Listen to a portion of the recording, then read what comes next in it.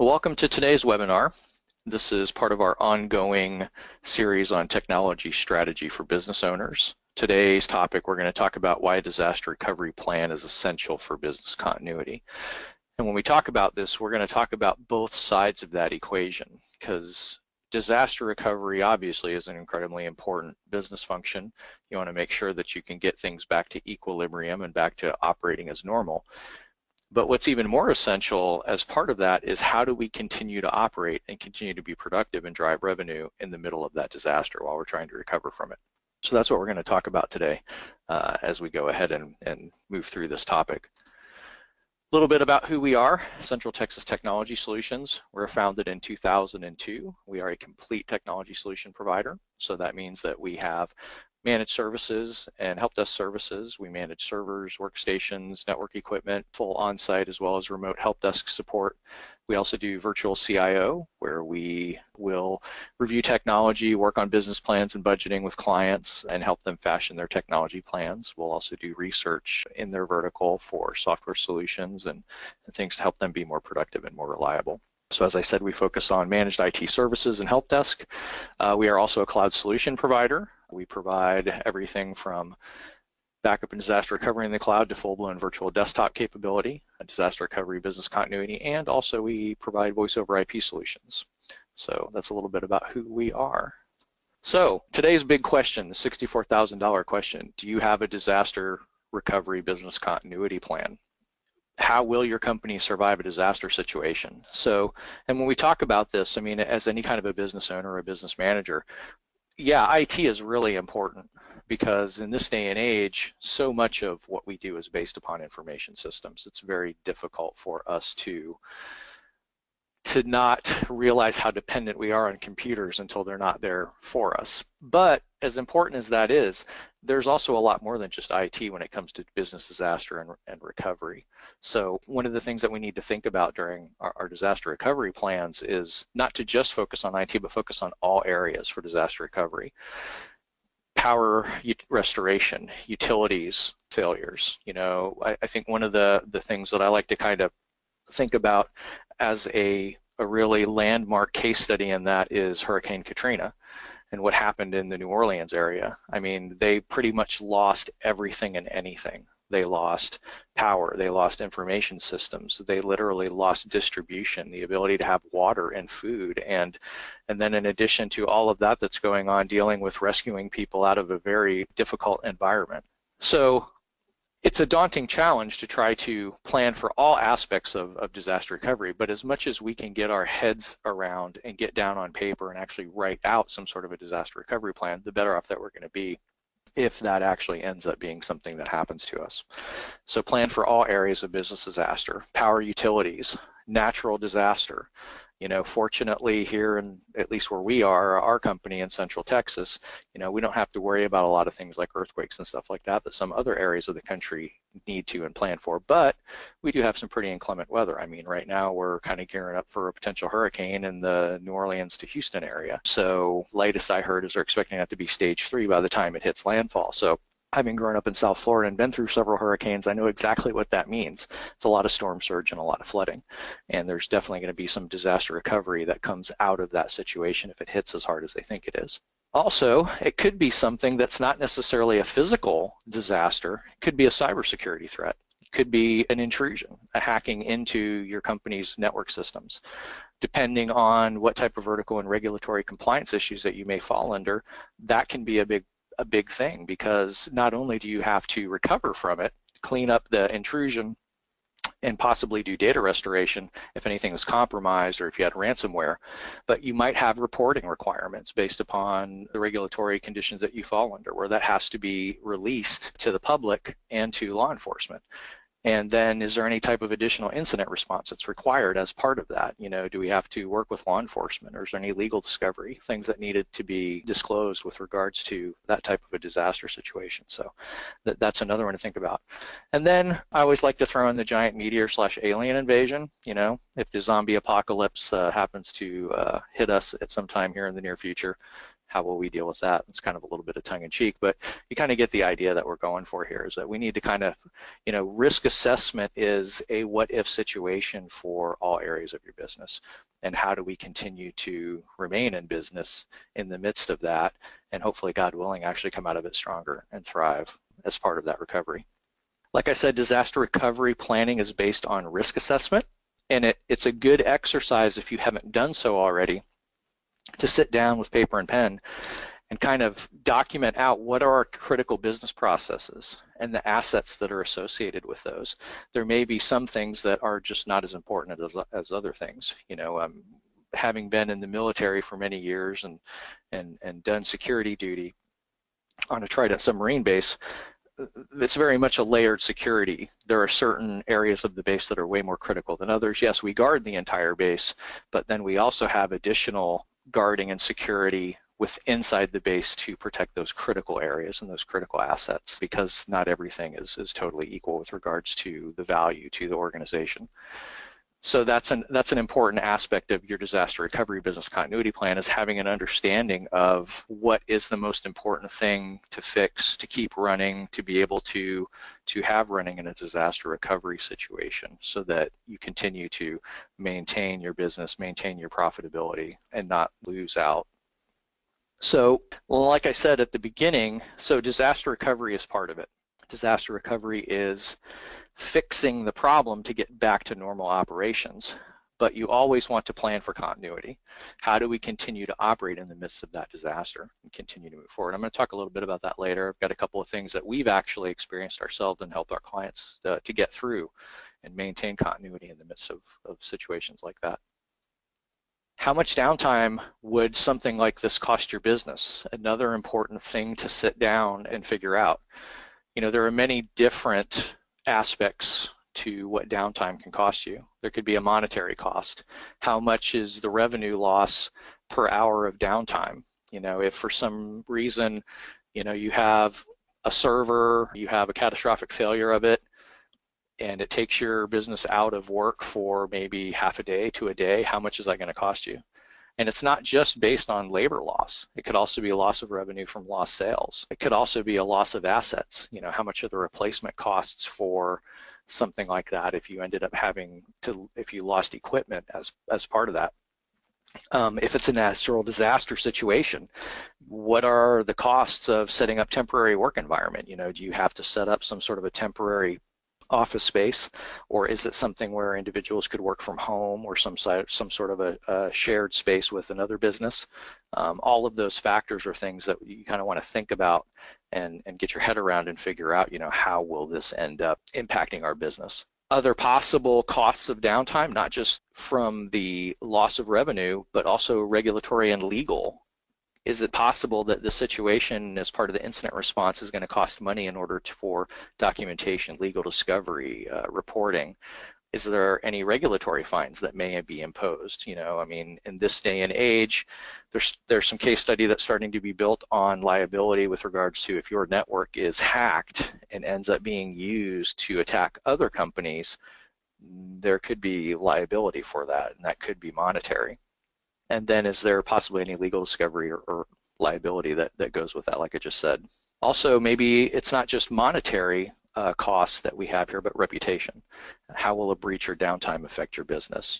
Is there a possible loss of reputation depending on what industry you're in that you might need to account for? Is there maybe some PR that needs to happen out of that, or some sort of research or plan to put in place to prevent it from happening again, in order to, if somebody is owned by venture capital, obviously the investors are going to be concerned if there's a disaster situation, and making sure that that doesn't happen again. So really the big thing in all of this is figuring out what is your acceptable risk and doing a solid risk assessment. If you haven't done that before, at the end of the webinar, I'll kind of talk about some of the things that we can do. We can definitely help out with that. That is one of the things that we do in our virtual CIO services. So let's talk about backing up things a little bit here. So we're going to kind of get into a little bit of a discussion on the technology that's used and the type of backups that are important. These are things that you're going to want to think about as you look at what kind of backup systems that you currently have, how effective are they, not just at backing up and safeguarding your data, but getting it back in case that something does happen. Not all backups are equal. So there are many different types of backup technologies that we use in the information technology world. There's tape, there's disk, there's flash, and there's cloud. So back in the old days, there was a whole lot of tape. We used to use tape drives. Over time, that was phased out for disk-based backups because tapes were relatively, while they worked, there were some reliability issues with them. You know, they were subject to temperature, they could stretch, they could snap. They were much less reliable than disk when it came to storing and safeguarding that data.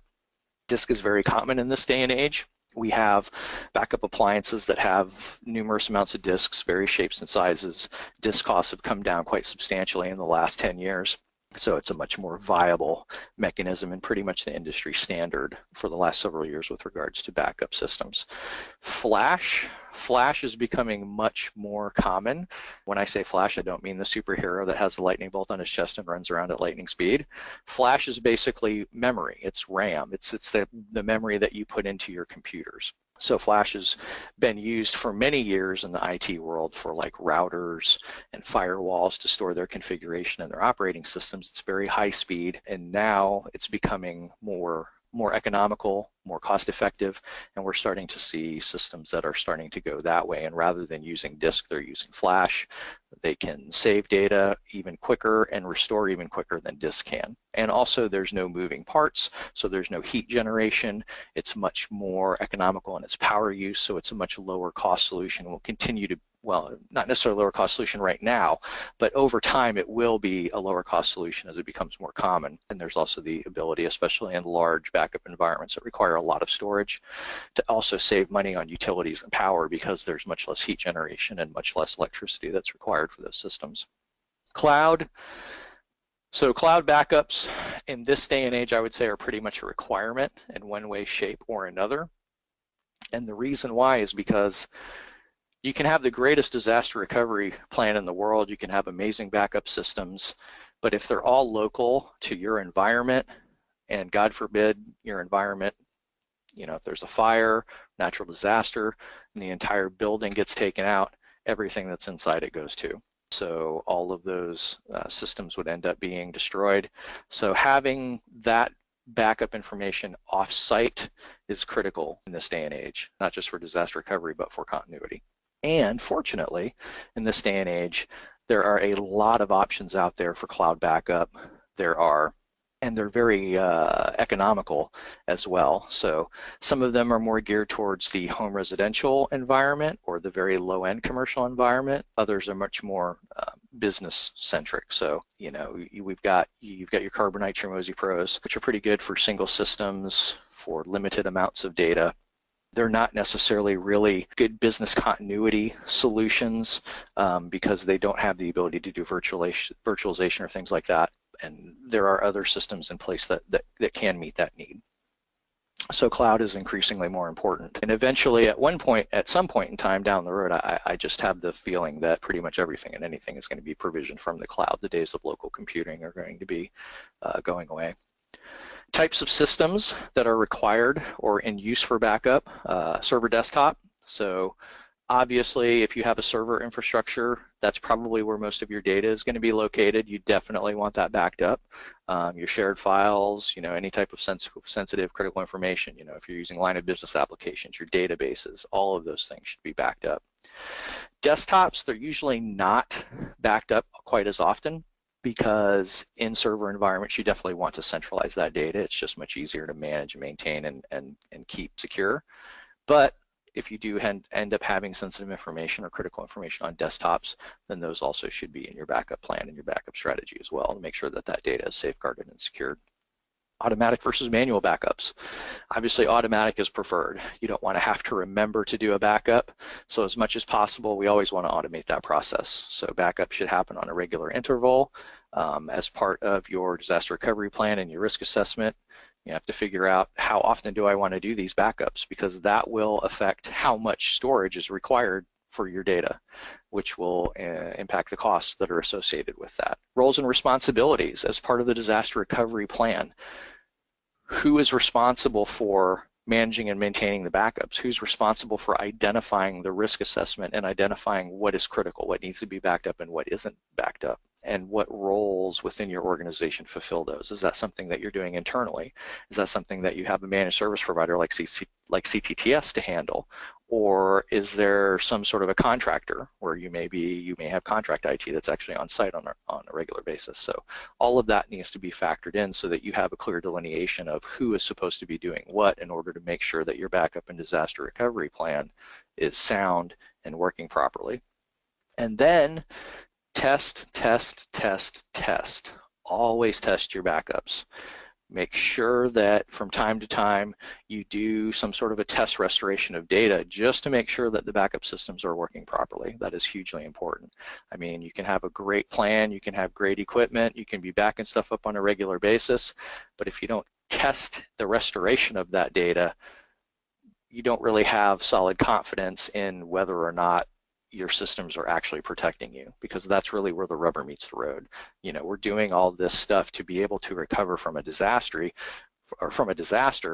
We don't want to actually have to be in that environment before and to find out whether or not the stuff works. So make sure we test ahead and are confident that our disaster recovery is going to work before we actually need it to.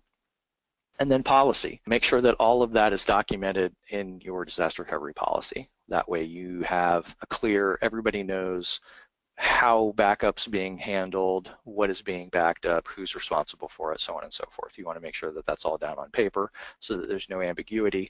And then from time to time, especially as your business grows and changes and evolves, you know, data is very much a living organism. It changes over time.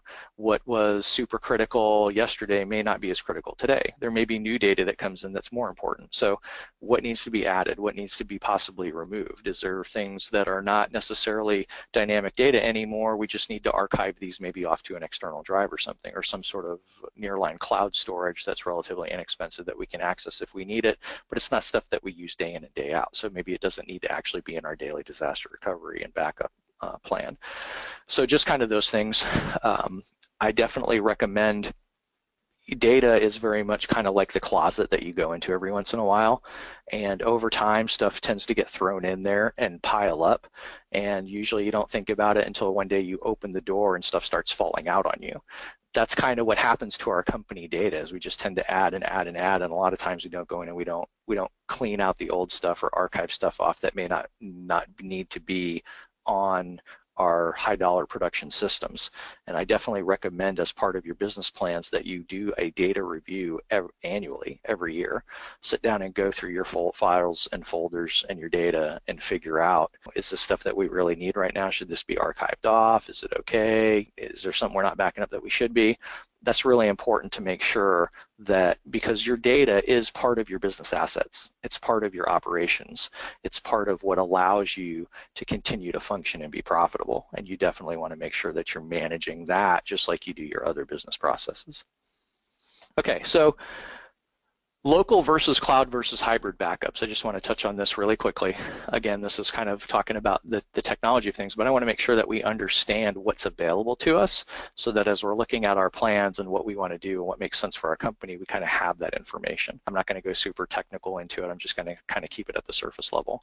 So there's three different main types of backups. You've got your local backups, which are basically your on-premise type systems. You know, if you may have a external drive and you have software on your server or your desktop that's backing up to it, or you have some sort of a network attached storage device that things are being backed up to. Cloud, obviously that's offsite.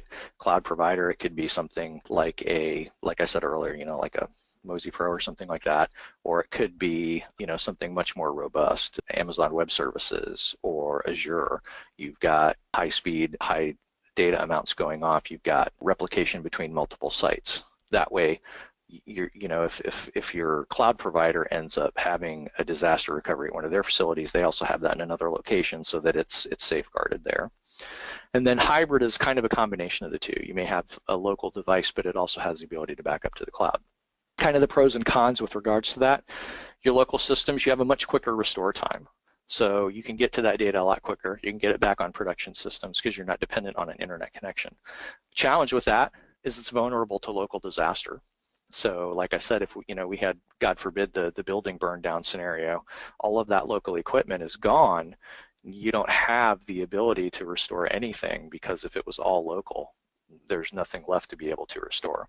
So always make sure, if you do have local backup systems, that you have offsite backup. We used to kind of joke back in the day about the sneaker net thing, where you took the disk around or thumb drive around and then you took it home with you. Those kind of things, we definitely would not recommend that, but there are still people that do that. But again, at least at least there's some sort of offsite storage with regards to that type of thing. Cloud-based backups, you do have a slower restore time because you are dependent on your internet connection, and depending on where you're at, some of our clients that are in the more rural areas definitely have a lot of bandwidth challenges with regards to the internet that they have available to them out there. So if you're restoring all that data over the cloud, that can be a challenge, slower restore times, because it is dependent on your internet speed and connectivity. However, the great thing about it is it's resilient to local disaster. So if you have the building burned down, that data is safe and protected because it's offsite. You don't have to worry about it going with the facilities. And then hybrid, there's that combination of local with the cloud, and then it can be an integrated type of solution, or it could be separate, where two different services work together. And the last area of the technology side of things that I kind of want to talk about here is the difference between file-based and image-based backups. File-based are more of your traditional backup solutions that we've had for years and years and years, where you basically specify you have these folders that you want to back up on this particular schedule at this time of night, every day, and so on and so forth. So the file-based systems are your traditional backup systems. They're really good for file and folder restores. They're not good for much else. Many of them you can actually do database backups with. You can do some what they call system state backups, which are, if you have to recover a Windows machine or something like that, that system information is important. But they're definitely a little more challenging with regards to doing system restores and what is called BMR, or bare metal restoration. If a server dies and you have to repair it and or actually replace it, then getting that system restored can be a bit of a challenge with a file-based backup solution. The thing about file-based, though, is that they can be local, or they can be cloud, or they can be hybrid. There are solutions that cover all three of those scenarios. Image-based is much more common in this day and age, simply because image-based backups provide the foundation and the framework for virtualization, which is part of that business continuity that we desire to be able to continue to operate in the midst of a disaster situation. So image-based backups they're really good for system recovery as well as file folder restore. However, they do require more drive space because you're taking a snapshot of an entire system at a point in time and you're storing that. Now there's compression and things like that, so it helps to minimize the amount of storage that it takes on disk, but it is a heftier amount of data that's being stored than a traditional file-based backup. The really nice thing about image-based backup, because you're taking that whole snapshot of the system, is it also takes into account your application backup and restoration. You've got the entire system in one spot, so all of that data is there. And like I said, it's essential for virtualization for business continuity. And image-based backups can also be local or cloud or hybrid. And this kind of takes us to the holy grail of disaster recovery and business continuity, which is the ability to do virtualization. This is what we want to see for all of our clients that have critical systems that need to be able to operate in the midst of disaster situations. So what virtualization is in a disaster recovery world is very much just like what you hear day in and day out with virtual servers. It's the ability to take one of those images, one of those snapshots of a system, and spin it up in a virtual environment so that it can run and be accessed just like if it was still a physical system. The virtualization capability requires that image-based backup technology. You can actually do virtualization locally, or you can do it in the cloud. It just kind of depends on what works. Many of them have both capabilities. So this allows the business continuity during disaster recovery, and this is what we really want. We happen to have a particular vendor that we absolutely love that has really great image-based backup and disaster recovery.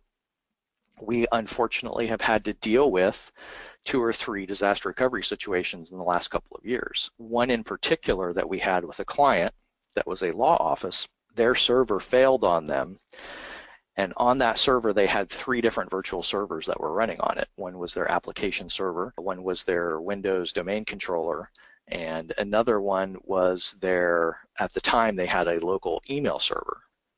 All of those, fortunately, we had a local image-based backup appliance at their location, and what we had it doing was hourly snapshots of all 3 of those servers. So every single hour, we were getting a full backup of that entire server at that point in time and storing that Monday through Friday, every hour. And then at the end of the day, we took one of those snapshots and streamed those up to the cloud so that, again, God forbid, if the building burned down, we could actually virtualize in the cloud and connect them to that system if we had to set up some sort of a temporary office or work environment for them so that we could get them back up and running. So in this situation, when the server failed, we went on site, evaluated the server, found out, okay, we've got some hard drive issues here. There were a couple of drives that had failed. The whole server was down. It was going to take us time, even though the server was under warranty, to deal with the manufacturer to get warranty parts out and get the thing fixed and back up and running. So once we identified that and we knew it wasn't going to be something that we could fix immediately, we spun all 3 of those virtual servers from the very last image backup up on their backup and disaster recovery appliance and got them back up and running within about half an hour or so. So that's the real power of that. And then that gave us the time to be able to work with the manufacturer to get their server fixed, get those bad drives replaced, get the server back to a functional and operating condition. And then we were able to take while those servers were running virtually on the backup appliance, we were still doing image backups of them. And then when the time came, we did one final snapshot. We shut them down virtually. We copied those back over to the physical server, booted them all back up, and everything was back up and running as normal. So the amount of downtime for a situation like that could have possibly been 2 to 3 days if we didn't have the ability to virtualize and spin those servers up in a virtual environment. From a disaster recovery standpoint, yeah, do we have the ability to fix the problem at hand? Absolutely. But how much time is that going to take? How much time is it going to take us to get back to an operational condition?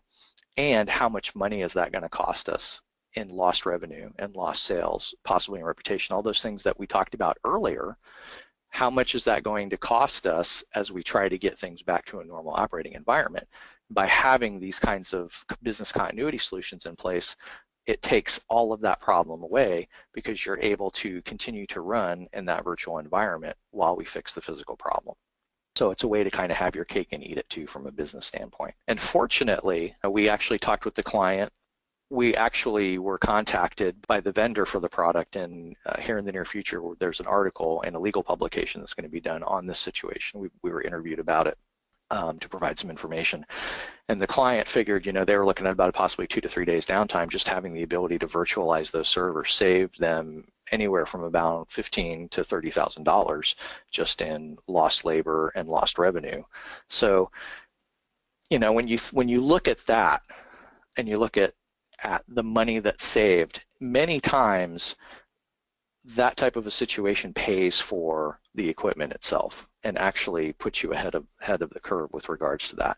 It's not fun to think about. Disaster recovery is never a fun mental exercise, but at the same time, being able to continue to operate and continue to make money and not lose that in the middle of a situation like that is huge. And in the end, it ends up tending to pay for itself a lot of times, not just with the ability to continue to business, but just peace of mind, knowing that you're going to be able to continue on if, God forbid, something bad happens.